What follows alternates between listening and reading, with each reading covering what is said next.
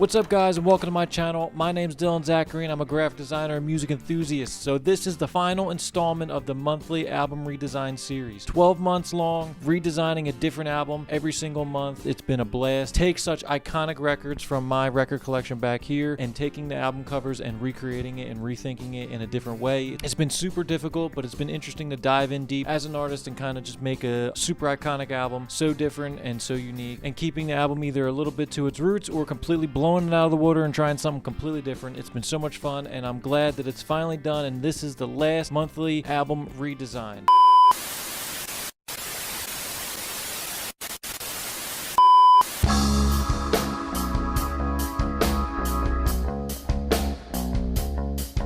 This is the final monthly album redesign. This is December's installment of 2025's monthly album redesign, and I'm super stoked for y'all to see it. So for this monthly album redesign, we have Exile on Main Street by the Rolling Stones. Such an iconic record. It came out in 1972, and this album is an absolute smash hit. It was recorded in France when the Rolling Stones were trying to get their money situation bounced back, because at the time the English government were trying to take about 90% of their yearly earnings as a band, which is an insane amount of money. So they ran away from the English government, went to France, and rented a gigantic mansion villa and put all the studio equipment into this mansion and created this beautiful album called Exile on Main Street. It's a beautifully iconic classic record. It was so difficult to choose one Stones album. I was going back and forth between Let It Bleed, which is one of my favorite Stones records, Sticky Fingers, which is another one of my favorite Stones records, and Exile. This is the record that kind of turned the band from that gritty rock and roll band, and then slowly they would turn into this punk and disco infused band. The Stones wear many hats, from country to rock and roll to rockabilly to disco. You name it, the Stones at least dipped their toe into it at least a little bit and tried their hand at it. And this album was just gritty rock and roll, just a big middle finger to the English government at the time, and that's why I chose this record. And in my art, that's what I try to bring out. I try to bring out that grunge, gritty aesthetic in all my design. That's why I chose this record, because it bleeds rock and roll. The Rolling Stones, you got Keith Richards, Mick Jagger, Charlie Watts, Bill Wyman, Mick Taylor, and countless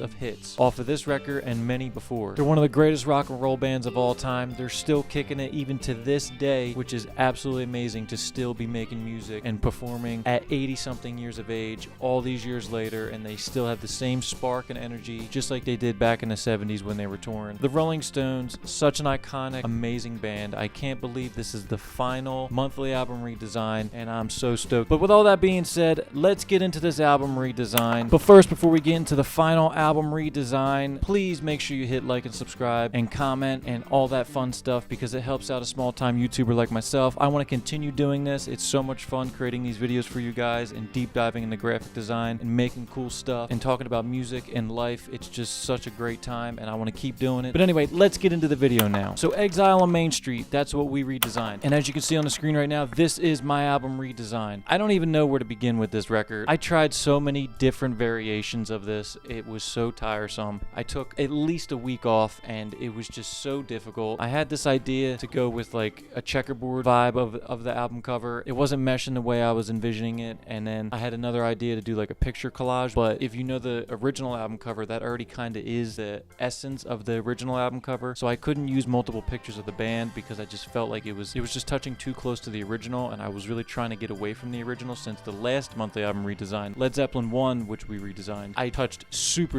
close to the original album cover. So I didn't want to do that. All that was out the window, so I was not going towards a collage or anything like that.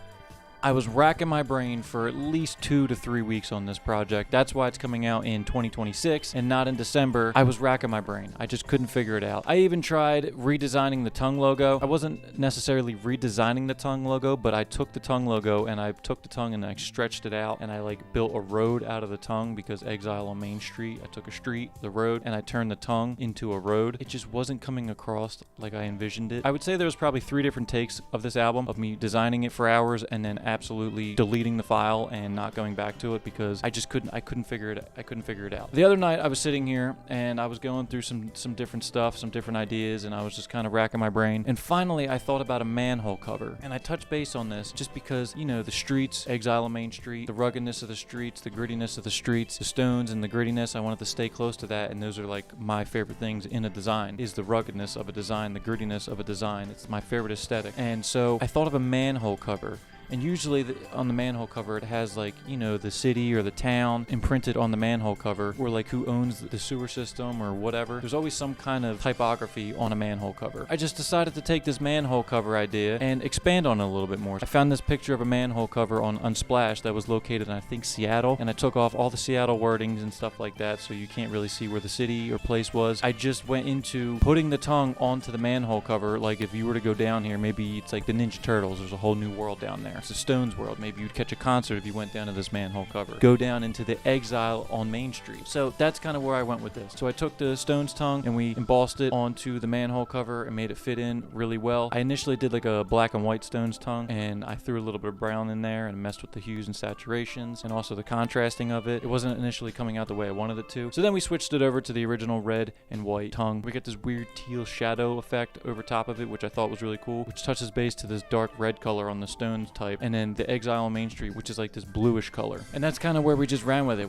I wanted to keep it simple, and that's kind of what I did. I just took the manhole cover and planted that Stones tongue on there, embossed it just a little bit, changed the colors up, and really made it feel like it was spray painted onto the manhole cover. And I took that Rolling Stones scribble typeface, put that on there with the Exile on Main Street, sticking to the swoopy original typeface, but not the exact one. I wanted to stick to that just because I like the fluidity of it. So we stuck with that, and then we added this Exile on Main Street. And on the original album cover, it's just Main Street, ST with a period. I wanted to spell out street completely on this one just to change it up a little bit. So that is the front cover, something really simple, just basically a picture and some type, and with the Stones tongue implanted on the manhole cover, kind of embossed in there, just giving it that real gritty texture, almost like looking like it's spray painted onto it.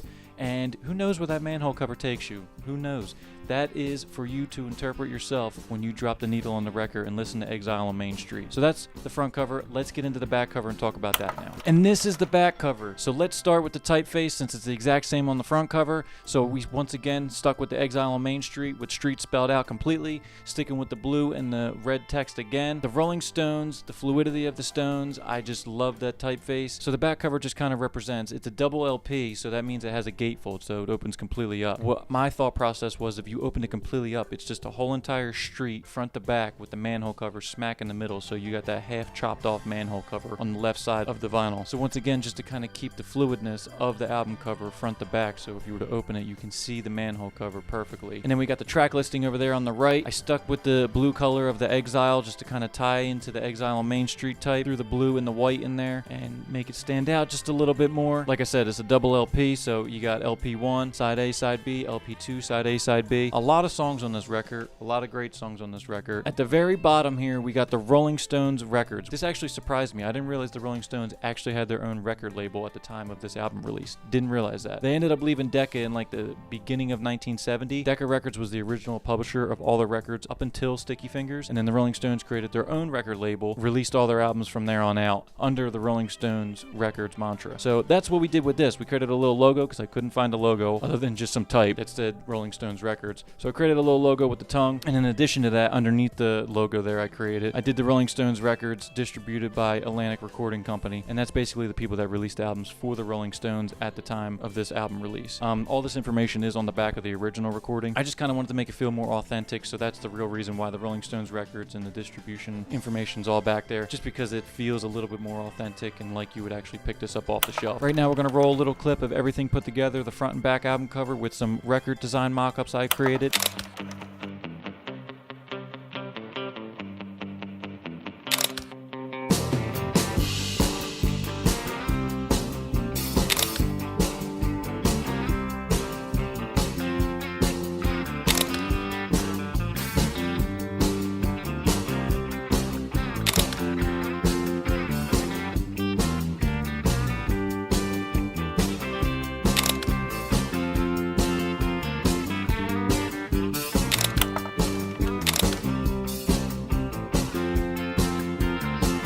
But yeah, that's the back cover. That is the album Exile on Main Street. That is number 12 in the monthly album redesign series. We did 12 of these bad boys. Make sure you go back and watch every single one of them. And like I said in the beginning of this video, make sure you comment and like and subscribe and let me know what you guys think of this album cover. That's basically it. Are we going to continue the monthly album redesign series? I'm not too sure. I might maybe throw one out there randomly, you know, every 3 months or something like that, just to kind of come back to the series because it was fun. And with that being said, thank you guys so much for tuning into the video. 2026, I'm super excited for what we got out into the future. It's just the beginning, guys, so make sure you buckle your seatbelts. I'm so stoked on what's to come. I'll catch you guys in the next one. On that note, always be safe, always rock and roll, and I'll see you guys in the next video. Peace.